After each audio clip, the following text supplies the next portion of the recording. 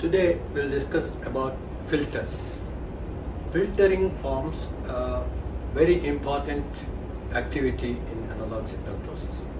We are trying to improve the signal to noise ratio of most of our signals, analog signals, after it comes from the transducer. So this is the first step towards improving signal to noise ratio, and we need different kinds of filters. And one of the most important building blocks in filters is called universal active filter. So we are going to discuss that circuit today and use this circuit in understanding a variety of important filtering functions. We've chosen this circuit mainly because this is the standard building block which is adopted in present day continuous time filtering, whether this is translated to switched capacitor or retained in continuous time form, okay, depends upon the context of IC utility in present day VLSI. So let us therefore discuss this circuit. Why is it called universal and what is so good about this filter? So if Vi is applied here, and if let us say V01 is the output here, this V01 gets integrated and appears as minus V01 by SCR here, okay, once integrated, and second time integrated it gives you plus V01 by SCR square. So that is why from a basic input we are trying to get the other states, once integrated and twice integrated state, and so that we can set up a second order differential equation. That's all it does. So we are adding these to the output as minus V01 by SCR square coming from this, and this one is once integrated, so this appears as a modifying factor SCR2 with plus sign, one more inversion. This Q is the modifying factor for its coefficient, and then the input gets added as H0 into Vi here. Finally, this is inverting the whole thing and making it appear here as minus V01 by SCR cube, okay, plus H0 into Vi.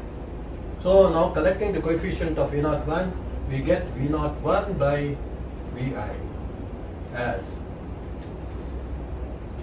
SCR square by SCR square plus SCR by Q plus 1 into H.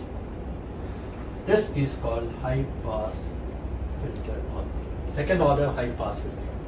If we have first order filter, which is just using one R and C, we can get first order low pass, okay, or first order high pass. And along with that, we can get now a second order high pass. That means basically we can design any nth order filter as a cascade of one first order and any number of second order filter blocks. That's why understanding first order filter design and second order filter design almost completes the nth order filter design. You can, by combination of these two orders, we can get any higher order. So now this particular output of the high pass is given to this, and it becomes band pass output. So here V02 is going to be band pass, H0 into SCR. Once again it gets integrated with high pass gets integrated, we get band pass filter. And V03 by Vi is low pass. One more integration. The denominator remains the same. So these are the outputs at these various points, V03. And if you take V04, we can show that V04 by Vi is another important second order function which is called all pass or band stop, okay, or band elimination. All pass is a combination of high pass, low pass and band pass, such that the location of the zero is a mirror image of the location of the poles. That way, all pass filter can be designed by simply summing up these three outputs of the low pass, high pass and band pass appropriately. So for that matter, any second order filter which is stable can be synthesized by using the outputs of these various op-amps and adding them or subtracting them appropriately. So an all-pass filter, for example, which has constant magnitude and variable phase shift can be generated using this.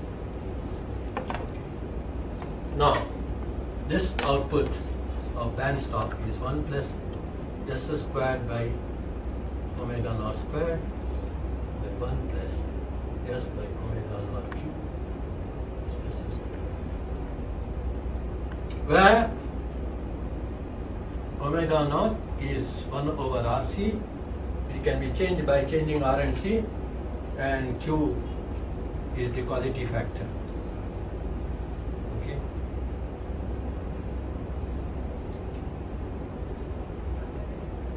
Or the poles of the system. Now that you have understood the circuit which can give us a general second order system, which is called universal active filter because of its ability to simulate any second order with poles always on the electron plane and zeros anywhere on the S plane. And therefore, such transfer function, once it is created, we are going to be able to study the various outputs like low pass filter, band pass filter, and band stop filter, and high pass filter, etc. Let us first consider the low pass filter. So it has only two poles at a point on the electron plane. It is on the real axis, negative real axis.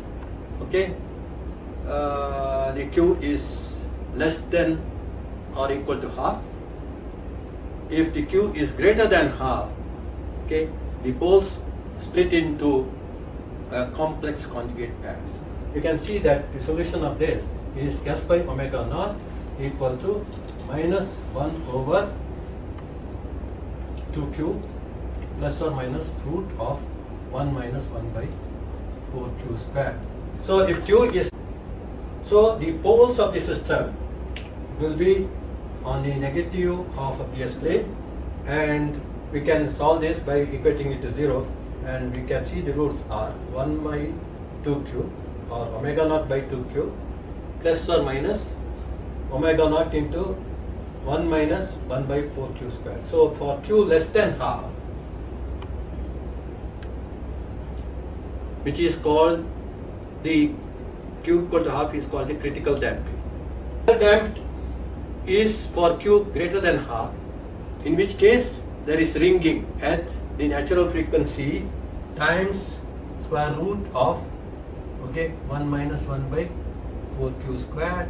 This becomes j here. Okay, for q greater than half, right? The pair has complex conjugate, roots. Whereas q less than half, it is on the negative real axis. It is overdamped. It is exponential. And the ringing frequency is given by this. When q is very high, it is almost equal to the natural frequency of the system. So it starts ringing very near to the natural frequency when q is very high, and the number of such rings which are visible will be equal to the value of q. Okay, so this we can see by subjecting this low pass filter to a step response and seeing when it is ringing, and how many such peaks are visible. And in the frequency response characteristic, the magnitude will show a peak when the q is very high, and it peaks very nearly at the resonance frequency, for high q, and the value of the peak is directly proportional to q for high q. This is the phase response for the same low pass filter, and the phase response can be seen to have maximum sensitivity or variation of phase with respect to frequency variation is the highest at omega equal to omega naught, and the value of that, which is nothing but delta phi, if this is phi, by delta omega. You can prove that it is highest at omega naught and is having a value of 2q by omega naught. And that is why phase detectors are used for tuning filters. Right? Because phase detector output is the one that is very sensitive to variation in frequency. Okay? And therefore, it is always that you have to use a parameter which varies maximum. Okay? And that is very conveniently occurring around omega naught, the pole frequency of the system, and therefore we can tune most of the filters by using this information about phase. So we'll later on see how phase detector can be used for tuning, okay, in sub-tuned filters or phase lock loops. Okay. It is necessary for you to apply a sine wave and obtain the frequency response, its magnitude and phase characteristic, and observe this phenomena. And for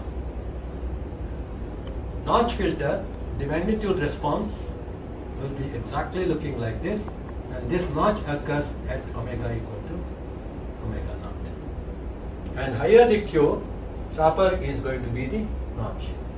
And therefore, it can be very conveniently used to reject, for example, 50 Hz power line frequency. Right?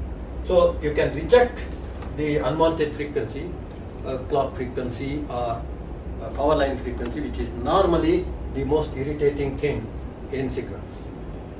So you use a notch filter. And an all-pass filter which has the poles and zeros as mirror images. Right? So this will be the pole. Pole remains the same as before.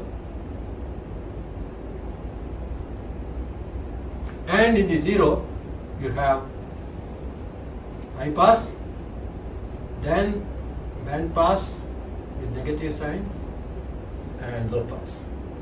So this gives you a constant magnitude characteristic.